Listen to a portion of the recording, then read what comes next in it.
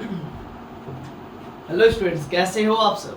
तो पहले स्टूडेंट, जैसा कि आप सभी को मालूम ही होगा कि हम लोग का अभी तक जो है कि सीरीज 1 हो चुका है। आज जो है कि सीरीज 2 होने जा रहा है और पेपर है analytic dynamics and gravitational. Paper number 8 है भाई, ठीक है। जैसे कि आप सभी को मालूम ही है, इंपॉर्टेंट क्वेश्चन सीरीज में मैंने 2 क्वेश्चन ऑलरेडी बता चुका है सीरीज 1 में। सेमेस्टर 2 के बच्चों के लिए हो रहा है एमएससी मैथमेटिक्स। तो आइए आज के इस लेक्चर में हम लोग जो है कि एक और नए क्वेश्चन की ओर मूव करते हैं। एक और नया क्वेश्चन आप लोगों के लिए लेकर के आया हूँ, ठीक है। चलिए, ये क्वेश्चन है ऑब्टेन, क्वेश्चन लिखिएगा obtain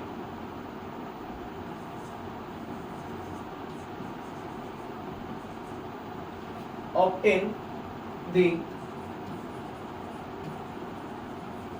Lagrangian equation for the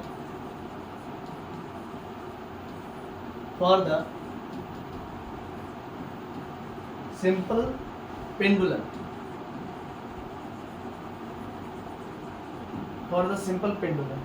ये हमें ऑब्टेन करना है। तो आइए ऑब्टेन करते हैं, ठीक है। तो सबसे पहले आप लिखिएगा सॉल्यूशन।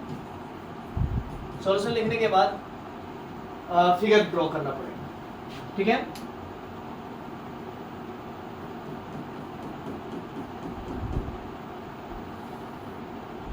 एक स्ट्रिंग लटकाना पड़ेगा, ठीक है। ये आपका बॉब हो गया,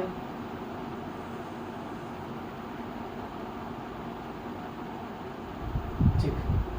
तो स्टूडेंट्स, यहां से यहां तक का जो डिस्टेंस होगा ये L होगा, मतलब लेंथ ऑफ द स्ट्रिंग। अब चूंकि स्ट्रिंग का जो लेंथ है वो तो कांस्टेंट है, बदल नहीं रहा, तो भाई यहाँ पर भी उसका लेंथ L ही रहेगा, ठीक है। ये पोजीशन अगर O हो गया सपोज कीजिए, और ये पोजीशन A हो गया और ये पोजीशन B हो गया, इस पोजीशन का नाम दे देते हैं रेस्ट पोजीशन। यहाँ पर मेरा बॉब रेस्ट में रहेगा और ये B में इसका नाम दे देते हैं डिफ्लेक्टेड पोजीशन। क्या नाम दे देते हैं बच्चों? डिफ्लेक्टेड पोजीशन, ठीक है। और बच्चों यहाँ से लेकर के इस जगह पर हम लोग परपेंडिकुलर ड्रॉ करते हैं और इसका नाम दे देते हैं C, नाम देते हैं C, ठीक है, ज्यादा बेस्ट रहेगा। C, ये आपका O हो गया और ये आपका A हो गया, A, ठीक है। इतना क्लियर है। और इसके बीच में कुछ ना कुछ एंगल थीटा होगा, इसका नाम दे देते हैं थीटा। और चूंकि यहाँ पर थीटा बन रहा है तो इस जगह पर यहाँ से लेकर के यहाँ तक का जो डिस्टेंस होगा वो होगा L cos थीटा। देखिए, ये C पोजीशन तक का जो डिस्टेंस होगा L cos थीटा, और ये पोजीशन हमें निकालना है AC डिस्टेंस। तो आइए, अब जितना भी हमने अभी फिगर बनाया है उसको हम लोग पहले तो छोटा कर लेते हैं क्योंकि बहुत ज्यादा बड़ा हो गया, ठीक। अब इसके बारे में थोड़ा सा डिस्कस करना होगा। सबसे पहले लिखेंगे let theta be the angle between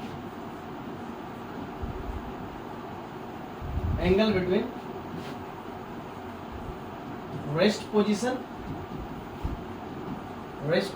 A and deflected position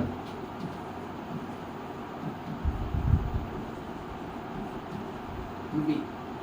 मैंने बोला कि let theta be the angle between rest position A and deflected position B। यहां तक तो क्लियर है। अब हम यहां पर एज्यूम करेंगे, लेट अस एज्यूम दैट कि हम लोग ऐसा एज्यूम कर लेते हैं कि theta be the generalised coordinate system,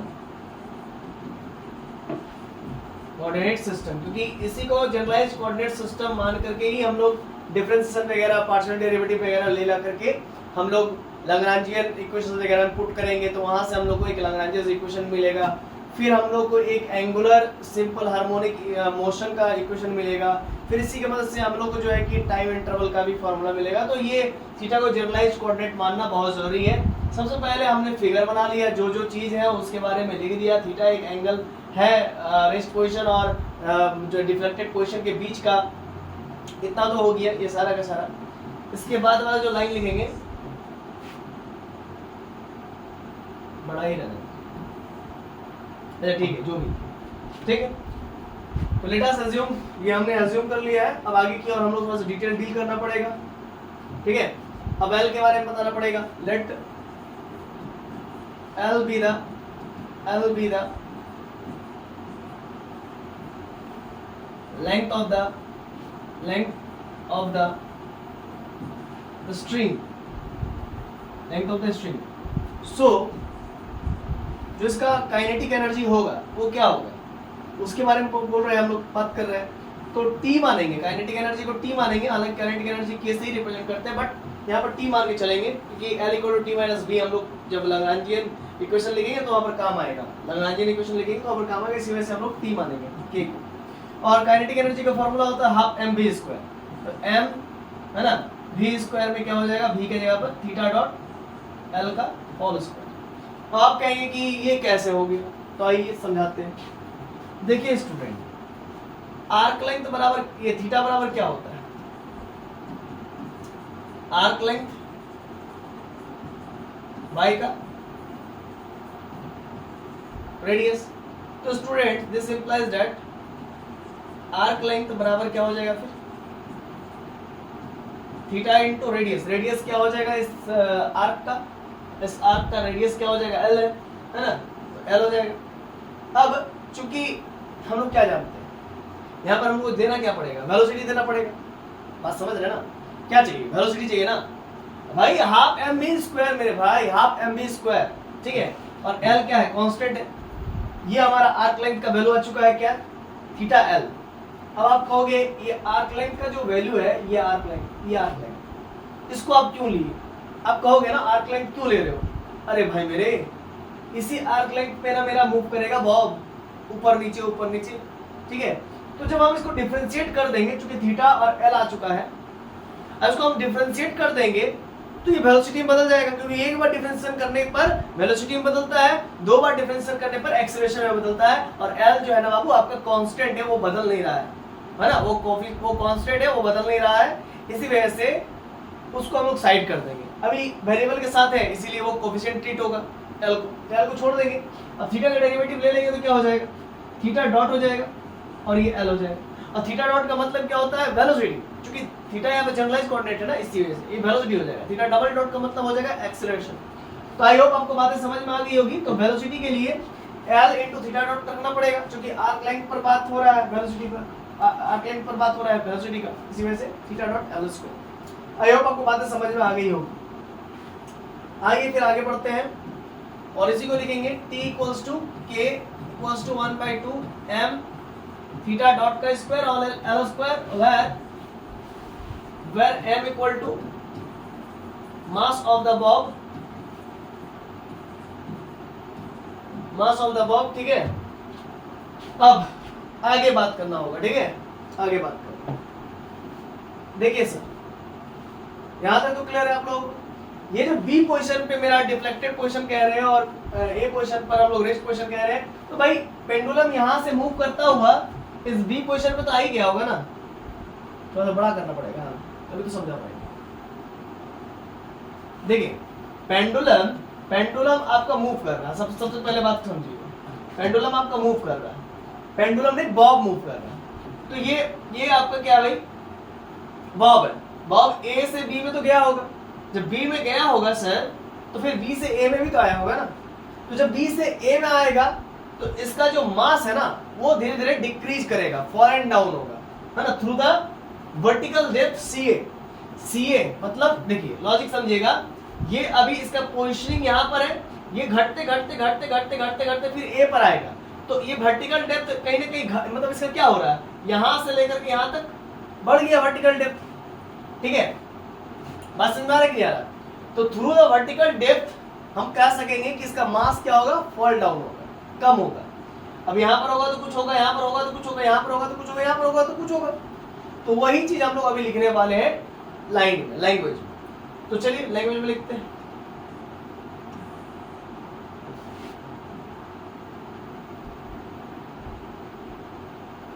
आइए लैंग्वेज में लिखते हैं। तो लिखेंगे क्या, इनकमिंग, इनकमिंग है ना, B2 इनकमिंग फ्रॉम, है ना, कहां से, incoming from B to A, incoming from B से A की ओर आ रहा है, ऊपर से नीचे की ओर, B to A, है ना। तो यहां पर क्या हो सकता है, द मास एज, द मास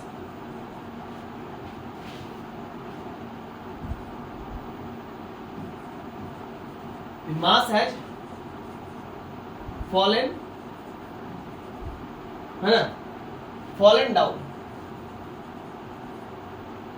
है ना, fallen down freely through the vertical depth,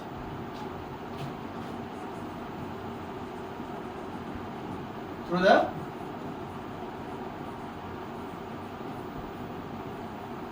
vertical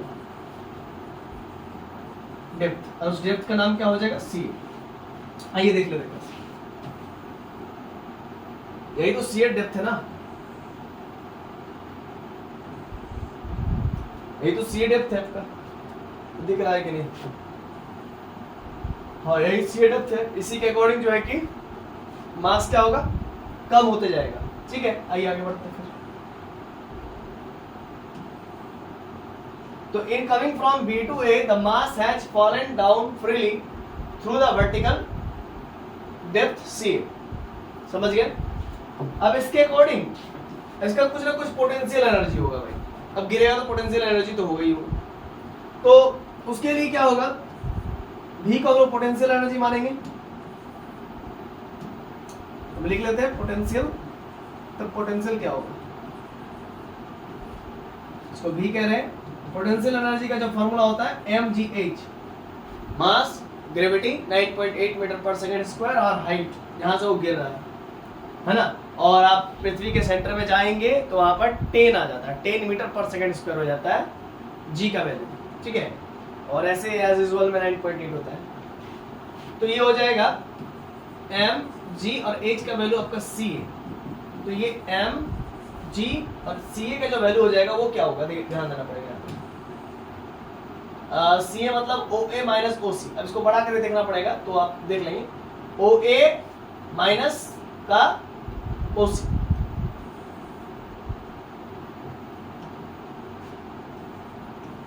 OA minus का OC।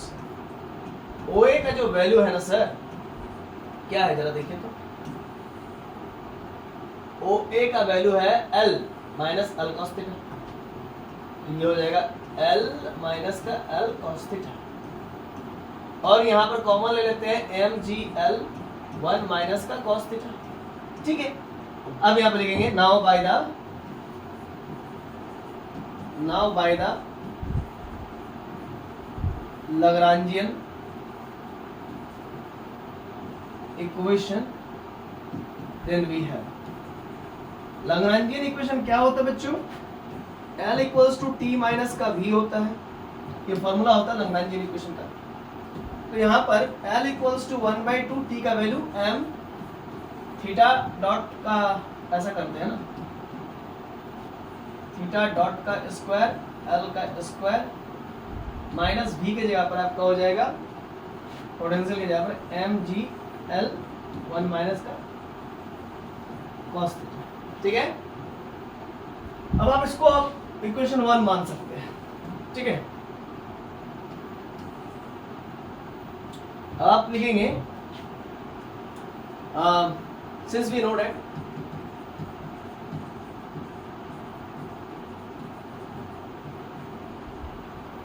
that Lagrange's equation then भी क्या होता है भाई लाग्रांजेस इक्वेशन? हाँ, इसके रिस्पेक्ट में थीटा डॉट के रिस्पेक्ट में लिखना हो तो कैसे लिखेंगे? D by d t del L by del theta dot minus का del L by del theta equal to 0। इसको आप इक्वेशन 2 मान लीजिए। अब आप करेंगे क्या, लिखेंगे डिफरेंशिएट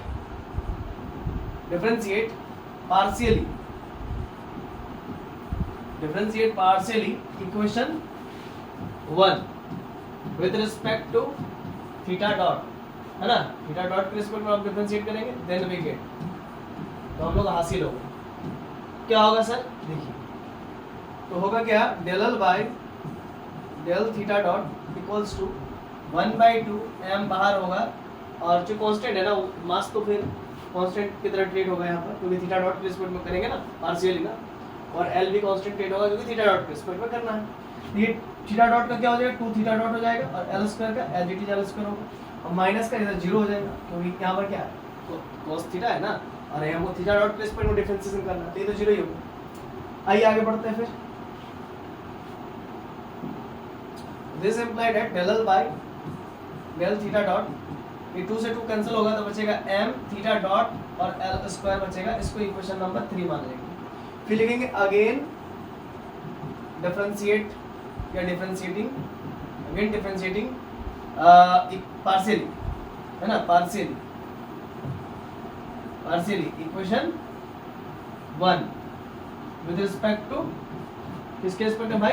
थीटा डॉट में, इस बार थीटा के रिस्पेक्ट में करना है, ठीक है ना? तो इक्वेशन 1 को ही करना है। इक्वेशन 1 एक बार देख लेते क्या है भाई। हाँ तो ये है, ठीक, थीटा के रिस्पेक्ट में करना है, तो ये थीटा डॉट वाला टर्म तो 0 ही हो जाएगा, तो इधर थीटा डॉट इसीलिए 0 हो जाएगा, इधर वाला बचेगा mgl 1 का 0 और cos थीटा का माइनस साइन। आइए करते हैं। तो therefore del L by del theta करेंगे तो पहला तो 0 हो जाएगा, माइनस का mgl 1 का 0 और माइनस cos थीटा था ना, cos थीटा का माइनस साइन थीटा हो जाएगा, माइनस का साइन थीटा, ठीक। तो ये होगा आपका minus mgl minus minus plus sine theta, इसको आप इक्वेशन नंबर 4 मान लेंगे, ठीक है ना। अब आप देख सकते हैं इक्वेशन नंबर 3 का value del L by del theta dot आया हुआ है, उसका value m theta dot L square आया हुआ है, और इक्वेशन 4 का value del L by del theta equal to minus mgl sine theta आया हुआ है। तो हम लोग क्या करेंगे, जस्ट इक्वेशन 2 में इसको पुट कर देंगे, del L by del theta dot का वैल्यू पुट कर देंगे, del L by del theta का वैल्यू पुट कर देंगे, आंसर आ जाएगा। तो लिखेंगे पुटिंग द वैल्यू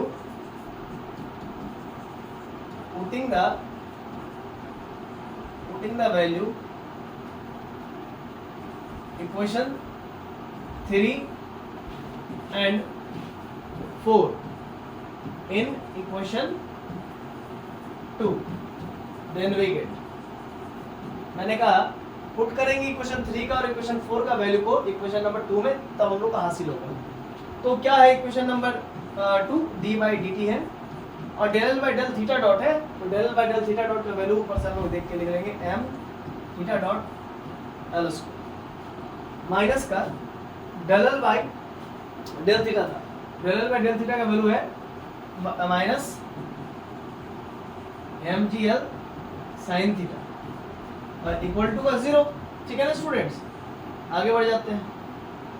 आगे बढ़ेंगे तो आपको पता चलेगा m को बाहर कर देंगे, दिस इम्प्लाइड m को बाहर कर दिए, l स्क्वायर को बाहर कर दिए, theta dot upon dt minus और minus plus mgl sine theta equal to का 0, और ये आपका हो गया ml स्क्वायर d by d t of theta dot है, तो थीटा डॉट का डेरिवेटिव क्या हो जाएगा, 2 बार हो जाएगा, है ना, और प्लस का mgl sine theta equal to 0, ठीक है।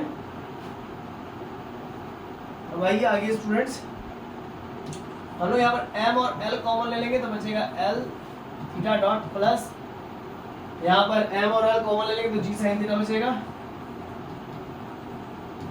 Equal to 0। This implied at theta dot theta double dot l plus का g sine theta equal to 0। This implied at theta double dot plus का g by l sine theta equal to zero, equal to zero. आइए आगे लिखेंगे फिर। This implied that theta double dot equal to minus G by L sine, ठीक है। और if amplitude of motion, amplitude of motion is small enough,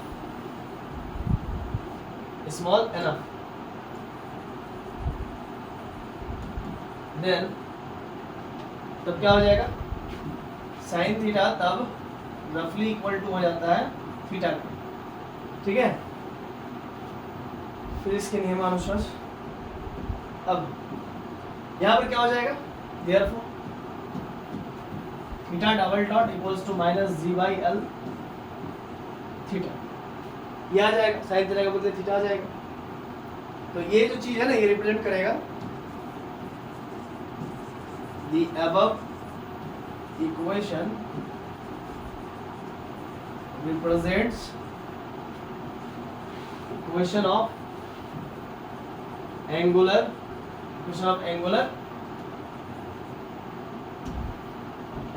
harmonic motion.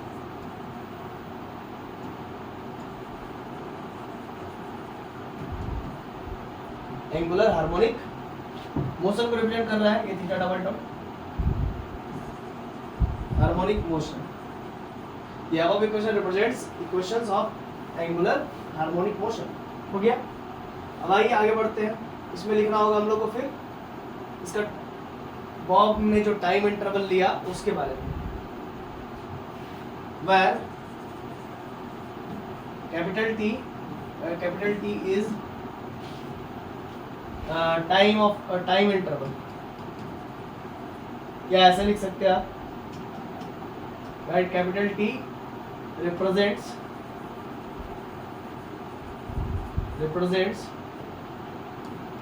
time interval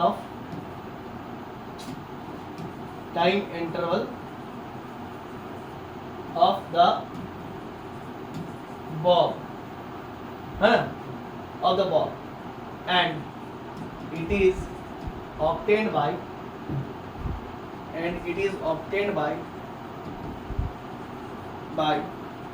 कैसे लिखेंगे, T equals to 2 pi L by G, है ना। इसको इस प्रकार से ऑब्टेन किया जाता है 2 pi L by G। G gravity होता है जो बॉब पे लगता है, और L होता है length of the string. I hope आपको बातें समझ में तो आ गई होगी। ये मैंने पूरा आप लोगों के लिए बना करके दे दिया। अब आप जो है कि शुरू से उतारे होंगे तो बहुत अच्छी बात है, ठीक है। और क्या, सारा तो सब मैंने बता ही दिया। आई होप आपको बातें समझ में आ भी गई होगी ना। मैंने तो हर एक पॉइंट को क्लियर करने की कोशिश की है।